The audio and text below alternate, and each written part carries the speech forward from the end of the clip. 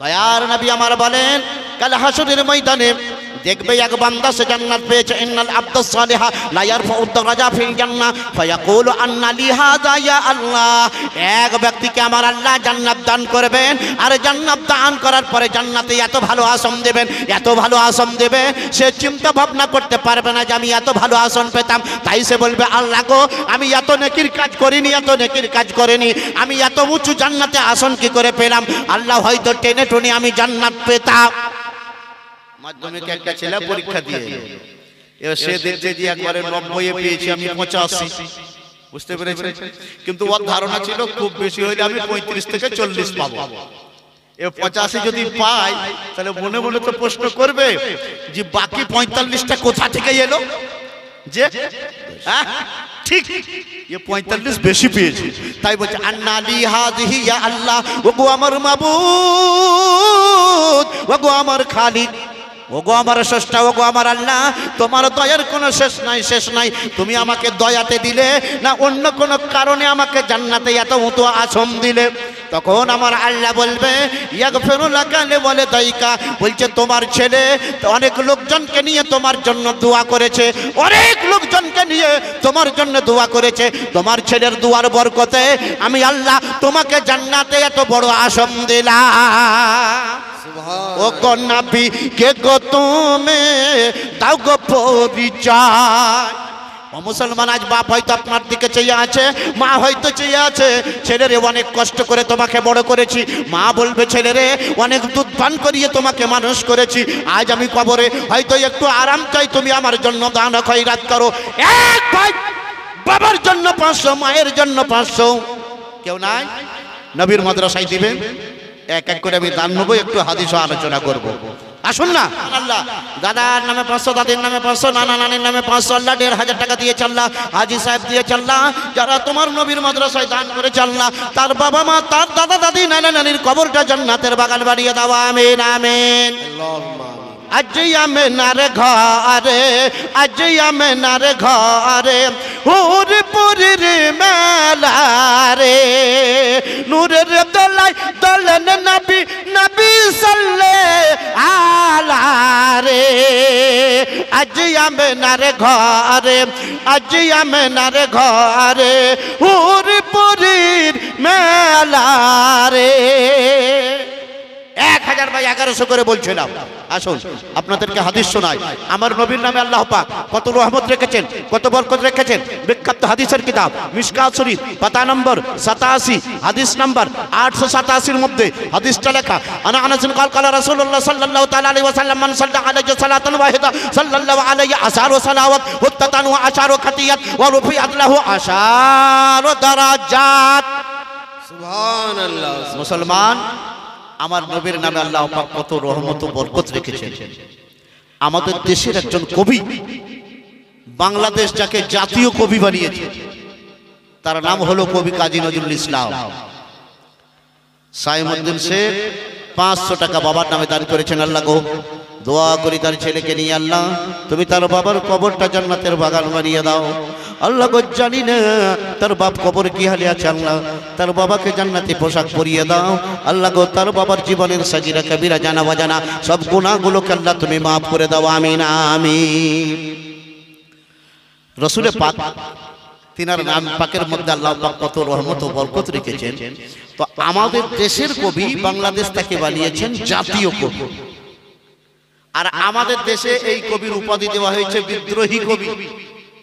তার নাম হলো কবি কাজী নজরুল ইসলাম। আসানসোলের চুরুলিয়ায় তিনার বাড়ি, এই পশ্চিম বাংলার। অগ্নিবীণা বলে কবিতার বিখ্যাত বই লিখেছে। সুবহানাল্লাহ। আমাদের দেশের সিএম ওই অগ্নিবীণা নামে, তিনি যখন রেলমন্ত্রী ছিলেন, একটা রেলের নাম রেখেছেন অগ্নিবীণা। আসানসোল থেকে কলকাতা হাওড়া আসে অগ্নিবীণা ট্রেন। এই অগ্নিবীণা নামটা কোথা পেলেন? কাজী নজরুল ইসলামের একটা লেখা বই অগ্নিবীণা, সেই নামটা তিনি নিয়েছেন। কবিকে বড় ভালোবাসে এই কবি।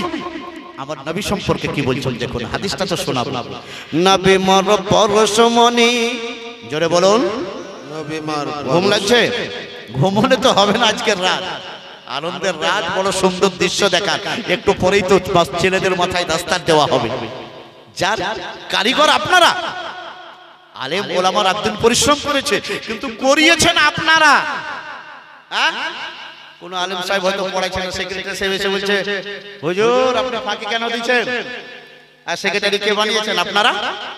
তাহলে কারিগর আপনারা, তাই না?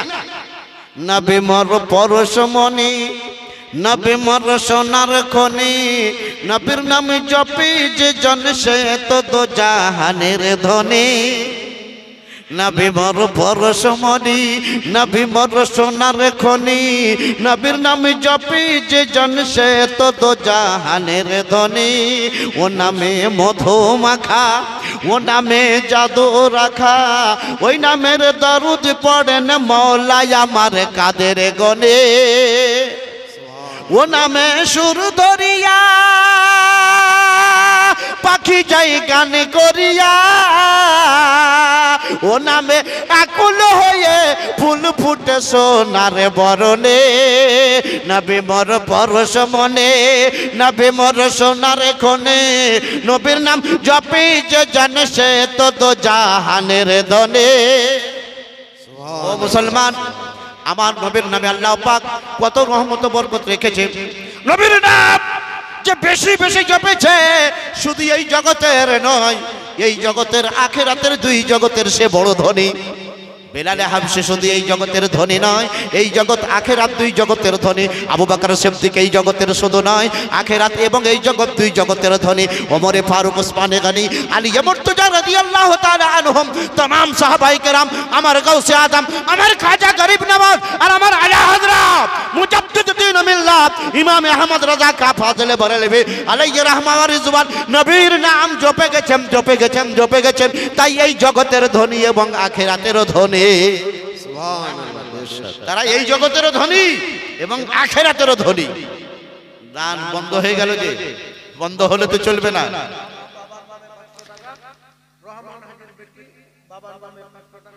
বাবু বাবার নামে দান করেছে 500 টাকা, এবং আব্দুর রহমান হাজী সাহেবের মেয়ে আব্দুর রহমান হাজী সাহেবের নামে দান করেছে 500 টাকা। আল্লাহ গো, রাজমহল বাবার নামে দান করেছে 500 টাকা। আল্লাহ গো, তুমি তাদের বাবার কবরটা জান্নাতের বাগান বানিয়ে দাও, তাদের জীবনের সগীরা কবিরা জানা অজানা গুনাহগুলোকে মাফ করে দাও। মা আমার একখানা করে কালাম পাকের হাদিয়া এখন 500। এই কোরআনে পাক কাল হাসরের মাঠে তোমার জন্য শাফাআত করবে। এটা আমার বাবার কথা নয়, আমার নবীজির কথা। হাদিস শুনুন, বিখ্যাত হাদিসের কিতাব মিশকাত শরীফ পাতা নাম্বার 494, হাদিস নাম্বার ও মুসলমান 5322 এর মধ্যে হাদিসটা লেখা। আনা আবি উমামা বাহিলি রাদিয়াল্লাহু তাআলা আন قال قال রাসূলুল্লাহ সাল্লাল্লাহু আলাইহি ওয়াসাল্লাম ইকরাউল কুরআন ফাইন্নাহু ইয়াতি ইয়াউমাল কিয়ামাহ শাফিআন লিআহলিহি। বলেন ও মুসলমানেরা, তোমরা কোরআন তেলাওয়াত করো, কোরআন তেলাওয়াত করো। না না, কোরআন তেলাওয়াত ভুলে যেও না, কোরআনকে ভুলে যেও না, কোরআনকে ছেড়ে দিও না। কোরআন তোমরা তেলাওয়াত করো, কেননা যারা কোরআন তেলাওয়াত করবে এই কোরআন তাদেরকে কাল হাসরের মাঠে ভুলবে না, ভুলবে না। এই কোরআন তাদেরকে সুপারিশ করাবে আল্লাহর দরবারে, আর আল্লাহর দরবারে শাফাআত করে এই কোরআন তাদেরকে জান্নাতে নিয়ে যাবে। এই কোরআন আপনাকে কবরে একা ছাড়বে না। তাই মায়েরা, যে কোরআন তোমার হাসরের মাঠে শাফাআত করবে, কবর তোমাকে বাঁচাবে আযাব থেকে। কোরআন পাকের একটা সূরা, সবচেয়ে ছোট সূরা আকার এবং আয়তনের দিকে, সেই সূরার নাম সূরা ইখলাস। সেই সূরার নাম কুল হুয়াল্লাহু আহাদ সূরা। আকার ও আয়তনের দিকে খুব ক্ষুদ্র এবং ছোট, 2 লাইন। বিসমিল্লাহির রহমানির রহিম, কুল হুয়াল্লাহু আহাদ আল্লাহুস সামাদ লাম ইয়ালিদ ওয়া লাম ইউলাদ ওয়া লাম ইয়াকুল লাহু কুফুওয়ান আহাদ। এখানে কেবলমাত্র আমার আল্লাহর গুণগান, আল্লাহর প্রশংসা আছে। আমার আল্লাহ বলেন, কুল, হে আমার হাবিব, হে আমার নবী, হে আমার রাসূল, তুমি বলে দাও হুয়াল্লাহু আহাদ, আল্লাহ তিনি এক। আল্লাহুস সামাদ, আল্লাহ তিনি অদ্বিতীয়, আল্লাহর মতো দ্বিতীয় কেউ নেই। লাম ইয়ালিদ, আমার আল্লাহর কেউ জনক নয়। ওয়া লাম ইউলাদ, আল্লাহ কাউকে জন্ম দেন না। আল্লাহ তার কেউ বাপ নাই, এবং আল্লাহ কারো বাপ নয়। নবী আমার বলেন, কুল হুয়াল্লাহু আহাদ ইয়াদুল সুলুসাল কোরআন। বলছে ও মুসলমানেরা, শোনো শোনো, আয়াতের দিক দিয়ে সবচেয়ে ক্ষুদ্র হতে পারে, কিন্তু এই সূরার কত মর্তবা শোনো শোনো। কুল হুয়াল্লাহু আহাদ সূরাটা 10 পারার সমতুল্য, অর্থাৎ কোরআন পাকের 3 ভাগের 1 ভাগ। 3 বার যদি কুল হুয়াল্লাহু আহাদ সূরাটা পড়া যায়, এক খতম কোরআন শরীফ পড়ার নেকিটা পাওয়া যায়। এক খতম কোরআন শরীফ পড়ার নেকি পাওয়া যায়। আর এই সূরাটা কতবার পড়বেন দিনে? নবী আমার একটা আমল দিতে শুনুন। মিশকাত শরীফ পাতা নাম্বার 495, হাদিস নম্বর 5382 এর মধ্যে হাদিসটা লেখা। দয়ার নবী আমার বলেন, মান করা সূরাতুল ইখলাস 100 মাররাতান ফানুয়ারা বাবা আমার এখানে থাকিয়া স্বামীর নামে 500 টাকা দাম দিল মাদ্রাসা লাগিয়া, যে উদ্দেশ্যে যে নিয়তে মা আমার করে গেল দান, তার দান কবুল করো ও গো রহমান। মাবুদ গো, তার স্বামীর কবরটা বানিয়ে দাও জান্নাতের বাগান। আমিন ওই আমিন খোদা, আমিন ওই আমিন। মোদের দোয়া কবুল করো রব্বুল আলামিন। মা আমার দান করেছেন একখানা কালাম পাকের হাদিয়া। আল্লাহ গো, তুমি তার রহমতে তার ঘরটা পরিপূর্ণ করে দাও, তার হায়াত দারাজ করে দাও, আর তার রুজি রুটিতে বরকত দাও, তার বিপদ আপদ বালা মুসিবত দূর করে দাও। একখানা করে কালাম পাকের হাদিয়া। মনে হয় 10 জন হয়নি, হবে 30 পারা কোরআন শরীফে। তো সুবহানাল্লাহ। নবী আমার বলেন, মান কারা সূরাতুল ইখলাস 100 মাররাতান, কোন মুসলমান যদি দিনে 200 বার কুল হুয়াল্লাহু আহাদ সূরাটা পড়ে, দিনে 200 বার কুল হুয়াল্লাহু আহাদ সূরাটা পড়ে, মুহিয়া আনহু যুনুবা 50 আম্মা, আমার আল্লাহ তার উপরে এত দয়া করেন, এত দয়া করেন। এই 200 বার কুল হুয়াল্লাহু আহাদ সূরা পড়তে গেলে তার 50 বছরের গুনাহ মাফ হয়ে যায়। আর কত রহমত দয়া নিবে এই সূরাতে, কত রহমত বড়। জি মুসলমান, আল্লাহ আল্লাহ শুনুন, কোরআনে পাক কি জিনিস। আমাদের দেশের একটা সংবিধান আছে, কনস্টিটিউশন অফ ইন্ডিয়া বলা। এই সংবিধানের ঊর্ধ্বে কেউ নয়। প্রধানমন্ত্রী হোক, রাষ্ট্রপতি হোক, মন্ত্রী হোক, সাধারণ লোক হোক, শিল্পপতি হোক, কোটিপতি হোক, সংবিধানের মধ্যে সবাইকে থাকতে হয়। হিন্দু হও, জৈন হও, খ্রিস্টান হও, বৌদ্ধ হও, তুমি ভারতীয় হলে তোমাকে ভারতের সংবিধান মানতেই হবে। আমাদের সংবিধানে প্রধানমন্ত্রীকে বেশি ক্ষমতা দেওয়া হয়েছে, কিন্তু আমাদের সংবিধানে রাষ্ট্রপতিকে বেশি সম্মান দেওয়া হয়েছে। বুঝেছেন? এই কারণে প্রধানমন্ত্রীর দরকার পড়লে রাষ্ট্রপতিকে ডাকেন না, রাষ্ট্রপতির কাছে যান। কি বোঝা গেল? যে যার বেশি সম্মান তার কাছে যেতে হয়, যার বেশি সম্মান তার কাছে যেতে হয়। কোরআন আমাদেরকে একটা ফর্মুলা দিচ্ছে। কোরআন পাকের মধ্যে 114টি সূরা আছে। নবী আমার 52 বছর বয়স পর্যন্ত মক্কা শরীফে ছিলেন। তো যতদিন মক্কায় ছিলেন, কোরআন পাকের যে সূরাগুলো মক্কায় নাজিল হয়েছে তাকে মক্কি বলা হয়। কোরআন শরীফে দেখবেন বিসমিল্লাহির রহমানির রহিম লেখা আছে, আর লেখা আছে হাযিহি সূরা মাক্কিয়াতুন, অথবা লেখা আছে হাযিহি সূরা মাদানিয়াতুন। এই সূরাটা মক্কি বা এই সূরাটা মাদানী, এইভাবে লেখা আছে। তো এইভাবে যদি আপনি দেখেন তো মক্কা শরীফে বেশি দিন ছিলেন, এই জন্য মক্কায় কোরআন শরীফ বেশি নাজিল হয়েছে। হ্যাঁ, তো 89টি সূরা মক্কি, আর মদিনা শরীফে ছিলেন 10 বছর, 25টি সূরা হলো মাদানী। তার আগে কি বললাম? সম্মানীয় ব্যক্তিকে ডাকা যায় না, তার কাছে যেতে হয়। বুঝেছেন? আমার আল্লাহ যখন তাওরাত কিতাব দেবেন মুসা নবীকে, তো বলছে মুসা না না, নিজের বাড়িতে বসে থেকে কিতাব পাওয়া যাবে না, নিজের ঘরে বসে থেকে কিতাব পাওয়া যাবে না, নিজের শহরে থেকে কিতাব পাওয়া যাবে না, নিজের পাড়াতে থেকে কিতাব পাওয়া যাবে না, নিজের মসজিদে থেকে কিতাব পাওয়া যাবে না। মুসাকে শোনো শোনো, যদি কিতাব নিতে হয় তুর পাহাড়ে এসো, সেখানে তোমাকে তাওরাত কিতাব দেওয়া হবে। আল্লাহ ডাকছেন, মুসা এসো, তোমাকে কিতাব দেব, এসো তোমাকে কিতাব দেব। আর আমার নবীকে আল্লাহ 114টি সূরা দিলেন, 30 পারা কোরআন দিলেন, 6666টি আয়াত দিলেন, 7টি মঞ্জিল দিলেন, 540টি রুকুওয়ালা কোরআনে পাক দিলেন। জি বললেন, হাবিব গারে হিরাতে এসো, কাবা ঘরে এসো, সাফা পাহাড়ে এসো, মারওয়া পাহাড়ে এসো। বললেন না না না না, জিবরাইলকে বলছেন, জিবরিল শোনো, আল্লাহ কি নাম, কি নাম আপনার? মোহাম্মদ হযরত আলী, সুবহানাল্লাহ। মোহাম্মদ হযরত আলী যোগ্য বাবার যোগ্য সন্তান এখানে ছিল কিনা ছিল তা দানে ভরে গেল। বাবার নামে হযরত মোহাম্মদ হযরত আলী দান করেছেন 500 টাকা, মায়ের নামে দান করেছেন 500 টাকা। আল্লাহ গো, তার বাপ মা কবরে কি হালে আছে জানি না। আল্লাহ গো, আমি মুসাফির, তোমার মুমিন মুসলমান আলেম ওলামা হাফেজ কারি তোলাবায়ে ইজাম সবাইকে নিয়ে, আমার মা বোনদেরকে নিয়ে দোয়া চাই। আল্লাহ গো, তার বাপ মার কবরটা তুমি জান্নাতের বাগান বানিয়ে দাও, আমিন আমিন। দয়াল নবী নূরের নবী গো, আপনি হইলেন রহমতের ভান্ডার। যে দেখেছে আপনাকে ধন্য সে জীবন পূর্ণ সে, দাও দেখা নবী গো স্বপনে একবার। জোরে বলুন আমিন। যে দেখেছে আপনাকে ধন্য সে জীবন পূর্ণ সে, দাও দেখা নবী গো জীবনে একবার।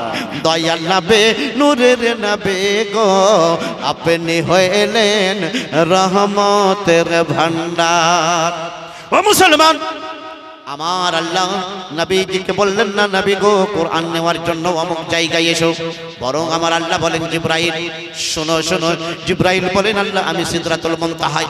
আমার আল্লাহ বলেন না এখন আর সিদরাতুল মুনতাহায় থাকলে হবে না, জিবরাইল যাও আমার হাবিব গারে হিরাতে ইবাদত করছে, সূরা আলাক নিয়ে যাও, ইকরা সূরা নিয়ে যাও, আর ওই সূরা নিয়ে গিয়ে আমার হাবিবের কাছে পৌঁছে দাও। হাবিবকে আসতে হবে না, জিবরাইল তুমি কোরআন পাকের আয়াত নিয়ে আমার নবীর কাছে যাও। এই জন্য তো আমরা এটাই বলি নবী গারে হিরায়, জিবরাইল কোরআন নিয়ে গারে হিরায়। জোরে বলুন সুবহানাল্লাহ। নবী কাবা ঘরে, জিবরাইল কোরআন নিয়ে কাবা ঘরে। নবী সাফা মারওয়া পাহাড়ে, জিবরাইল কোরআন নিয়ে সাফা মারওয়া পাহাড়ে। নবী মুজদালফার ময়দানে, জিবরাইল কোরআন নিয়ে মুজদালফার ময়দানে। নবী আরফার ময়দানে, জিবরাইল কোরআন নিয়ে আরফার ময়দানে। নবী মা খাদিজার বাড়িতে, জিবরাইল কোরআন নিয়ে মা খাদিজার বাড়িতে। নবী আমার কাবা ঘরে, জিবরাইল কোরআন নিয়ে কাবা ঘরে। নবী আমার মক্কার রাস্তাঘাটে, জিবরাইল কোরআন নিয়ে মক্কার রাস্তাঘাটে। নবী আমার আছেন মা খাদিজার বাড়িতে, জিবরাইল কোরআন নিয়ে মা খাদিজার বাড়িতে। নবী আছেন মক্কার সরজমিনে, জিবরাইল কোরআন দিয়ে মক্কার সরজমিনে। আবার নবী চলে আসছেন মদিনায়, মদিনাতুল মুনাওয়ারার মসজিদে নববীতে, জিবরাইল কোরআন দিয়ে মসজিদে নববীতে। নবী বদরের যুদ্ধে, জিবরাইল কোরআন দিয়ে বদরের যুদ্ধে। নবী ওহুদের ময়দানে, জিবরাইল কোরআন দিয়ে ওহুদের ময়দানে। নবী খাইবারের ময়দানে, জিবরাইল কোরআন দিয়ে খাইবারের ময়দানে। নবী আমার মা ফাতেমার বাড়িতে, জিবরাইল কোরআন দিয়ে মা ফাতেমার বাড়িতে। নবী আমার মা আয়েশার বাড়িতে, জিবরাইল কোরআন দিয়ে মা আয়েশার বাড়িতে। নবী যেখানে অর্থাৎ নবী মক্কায় তো কোরআন মক্কায়, নবী মদিনায় তো কোরআন মদিনায়। নারায়ে তাকবীর, নারায়ে রিসালাত, মাসলাকে আলা হযরত মাদ্রাসা জিজিয়া রহিমিয়া। নারায়ে তাকবীর, নারায়ে রিসালাত। তো কোরআন আমাদেরকে কি কনসেপ্ট দিচ্ছে? যে নবীর তাজিম আমি কোরআন এমন করি, নবীকে ডাকি না, নবী যেখানে থাকে আমি কোরআন জিবরাইলের মাধ্যমে সেখানে হাজির হয়ে যায়। ও গো নবী কে গো তুমি দাও গো পরিচয়, তোমার পরিচয় না পেয়ে লোকে কয় যে তোমায় বড় ভাই, দাও গো পরিচয়। আমার নবীজিকে যারা খুব নিকট থেকে দেখেছেন তাদের বার্তা, তাদের মন্তব্য আপনাদেরকে শোনাবো। আর এরকম কোন কথিত কাহিনীকে শোনাবো না, রেফারেন্স সহ, হাদিস সহ, ইতিহাস সহ, যুক্তি সহ, নলেজ সহ শোনাবো। শুনুন, বিখ্যাত হাদিসের কিতাব, কিতাবটির নাম জুরকানি শরীফ, 6 খণ্ড, জুরকানি আলাল মাওয়াহিব, 6 খণ্ড, পাতা নাম্বার 317। হাদিসটা লেখা আন উরওয়া বিন মাসউদ সাকাফি قال والله لقد وفدت على الملوك وفدت على قيصر وكسرى والنجاشي ما رايت ان يعظم احدا ما يعظم اصحاب محمدا والله ان يتنخم نخامه الا وقعت في يد رجل فدلك في وجهه وجسده وإن تبذى قادوا لا يقتلون لوجهه। একজন মা আমার 300 টাকা দান করেছেন, আল্লাহ গো তার দানটা তুমি কবুল করে নাও, তার রুজি রুটিতে বরকত দাও, তার হায়াতটা তুমি দারাজ করে দাও। আমিন। মায়েরা আমার একটাই জিনিস আমি চাইছিলাম, সেই কোরআনে মুকদ্দাসের ওসিলা, কোরআনে মুকদ্দাসের দোহাই দিয়ে আপনাদের কাছে চাই একখানা করে কালাম পাকের হাদিয়া। মায়েরা যদি কেউ 500 না পারো, একখানা কালাম পাকের হাদিয়া, কাগজ যদি একটু কমা হয় তাহলে 300তেও হয়ে যায়। 500 না পারলে 300 করে দাও মায়েরা আমার। যে হাদিসটা পড়লাম তার আগে একটা হাদিস পড়েছি, তার অনুবাদ হয়নি, দ্বিতীয় একটা হাদিস পড়েছি। তো প্রথম হাদিসটার অনুবাদ বলি।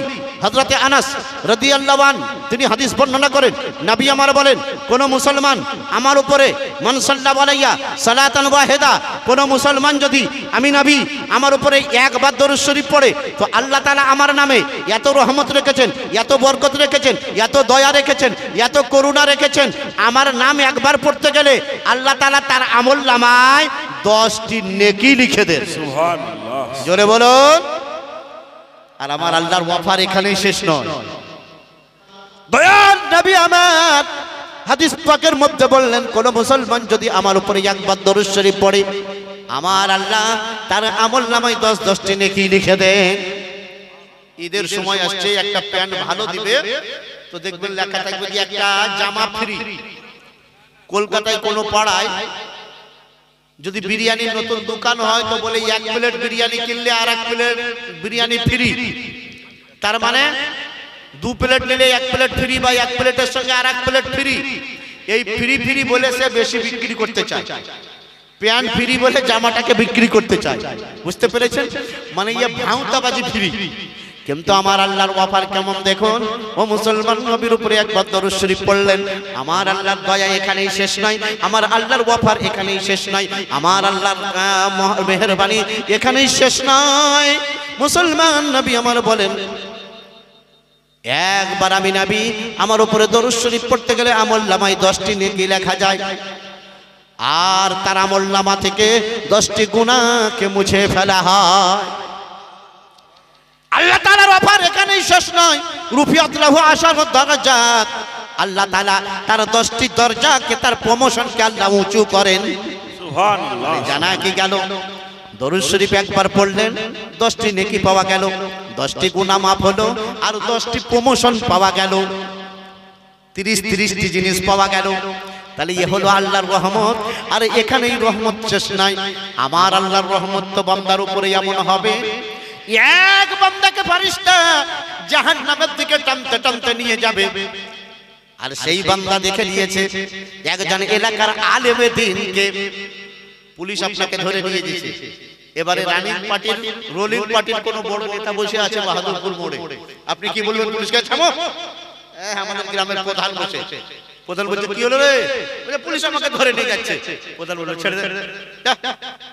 আর ক্ষমতা পুলিশের নিয়ে যাওয়া পারবে না। ঠিক ঠিক, একে ফেরেশতা টানতে টানতে নিয়ে যাচ্ছে। এই দেখে নিয়েছে, যা ওই তো আমাদের আলিম সাহেব ওনাকে জায়গা খাওয়িয়েছিলাম, উনি বলেছিলেন একটা তালবিলকে জায়গা খাওয়িয়েছে। এবারে ফেরেশতা কো, এই থামো। ফেরেশতা বলছে, কি হলো? চল জাহান্নামে। বলে, যাবো জাহান্নামে, থামো, ওর সাথে কথা বলতে দাও। এবারে বলছে, আসসালামু আলাইকুম হুজুর। বলছে, আর তুমি? তো বলছে, দেখেন না, আমার কিছু গুনাহ বেশি হয়ে গেছে, ফেরেশতা জাহান্নামে টানতে। এত ক্ষমতা? তুমি আমার মাদ্রাসার ছেলে জায়গির খাওয়িয়েছো, আমার মাদ্রাসায় দান করেছো, আমাকে খাওয়িয়েছো, তোমাকে জাহান্নামে নিয়ে যাবে? আল্লাহ পাকের দরবারে কি আলেমে দ্বীন বলছে, আল্লাহ, ওগো আল্লাহ, এই বান্দা আমার সম্মান করেছিল তোমার নবীর জন্য, আর তুমি তো তোমার হাবিবের বড় সম্মান করো। আল্লাহ, আমার কোনো পাওয়ার নাই, কোনো ক্ষমতা নাই, আল্লাহ তোমার দয়া চাই, আমার এই আশিককে, তোমার নবীর এই আশিককে জান্নাতি বানিয়ে দাও। এই বান্দা আলিমে দ্বীনের সামনে গিয়ে বলবে, আমা তারিফুনি আনাল্লাযী সাকাইতুকা সরবা, আমা তারিফুনি আনাল্লাযী ওয়াহাবতু লাকাল ওযুয়া। বলবে, তুমি আমাকে চিনো না? এই আলিমে দ্বীন, আমি তোমাকে ওযুর জন্য 1 লোটা পানি দিয়েছিলাম। আলিমে দ্বীন, আমাকে চিনছো না? এখন আমি জাহান্নামী হতে চলেছি, আমি তোমাকে 1 গ্লাস পানি পান করিয়েছিলাম। আলিমে দ্বীন বলবে, হ্যাঁ চিনি, চলো চলো, আমি তোমাকে শাফাআত করছি আর তোমাকে জান্নাতে নিয়ে যাব। মুসলমান, একটা হাদিস শোনো, ইউজানু হিব্রুল আলিম বিদামি শুহাদা ফারাজাহা। আলিমের কলমের কালি, যারা শহীদ হয়েছেন ইসলামের জন্য, তাদের রক্তের সঙ্গে হাসরের মাঠে ওজন করা হবে। তো আলেমের কলমের কালিটা ওই শহীদদের রক্তের চেয়ে বেশি ভারী হয়ে যাবে। আল্লাহ আল্লাহ মুসলমান আমার নবী বলবেন শহীদদের রক্তের বিনিময়ে আল্লাহ গো আমার উম্মতিকে জান্নাতি বানাও। ঠিক হয়তো আমার নবী এটাও বলবেন আল্লাহ গো ওই আলিমের কলমের কালির বিনিময়ে আমার উম্মতিদেরকে জান্নাতি বানাও। মুসলমান এ হলো আলিমে দ্বীন, যার এত মর্যাদা, যার এত সম্মান স্বয়ং আল্লাহ দিবেন, আমার নবী দিবেন। সেই আলিম বানানোর কারখানা আপনারা বানিয়েছেন।